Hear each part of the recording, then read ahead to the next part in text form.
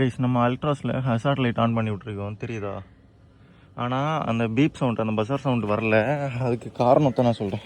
இங்கே இண்டிகேட்டர் கிளியராக ஒர்க் ஆகுது, இங்கே ஃப்ரண்டில் லெஃப்ட் ஒர்க் ஆகுது, ரைட் ஒர்க் ஆகுது, மிரர்லேயும் ஒர்க் ஆகுது. ரியரில் போகும்போது பார்த்தா உங்களுக்கே தெரியும், ரியரில் லெஃப்டில் இண்டிகேட்டர் ஒர்க் ஆகுது, ரைட்டில் ஒர்க் ஆகலை. அதுக்கு காரணம் என்ன தெரியுமா? நான் பார்த்து விட்டேன் இந்த ஸ்பாய்லர் தான். இவ்வளோ நாள் இந்த கேப்பில் எதுவுமே சீல் பண்ணாமல் நமக்கு இந்த விஷயமே தெரியாது. நம்ம ஊரில் கொஞ்சம் பேர் எடுத்த ஒரு கடையில் தான் போய் இன்ஸ்டால் பண்ணோம். அவங்களும் காசு வாங்கிட்டு தானே இன்ஸ்டால் பண்ணாங்க. ஆனால் எந்த கேப் எல்லாமே சரி அடைக்காமல், மேலே இந்த கேப்லேயும் சைடு க்ளூ எதுவும் போடாமல் அப்படியே விட்டது இன்னைக்கு இவ்வளோ பெரிய வேலையை பார்த்து விட்டுருச்சு.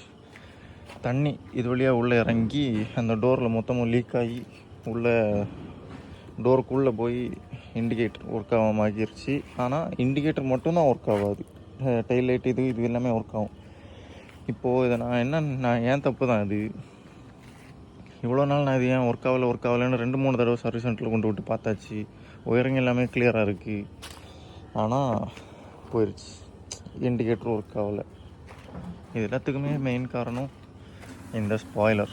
அதனால் ஸ்பாய்லர் இன்ஸ்டால் பண்ணும்போது கொஞ்சம் பார்த்து இன்ஸ்டால் பண்ணுங்கள். ஏன்னா வண்டியோட பாடியில் ஓட்டையை போட்டு தான் இன்ஸ்டால் பண்ணுவோம். போட்டு இன்ஸ்டால் பண்ணதுக்கப்புறம் தண்ணி எதுவும் லீக் ஆகாத அளவுக்கு கிளியராக சீல் பண்ணால் வண்டிக்கும் நல்லது, நமக்கும் நல்லது.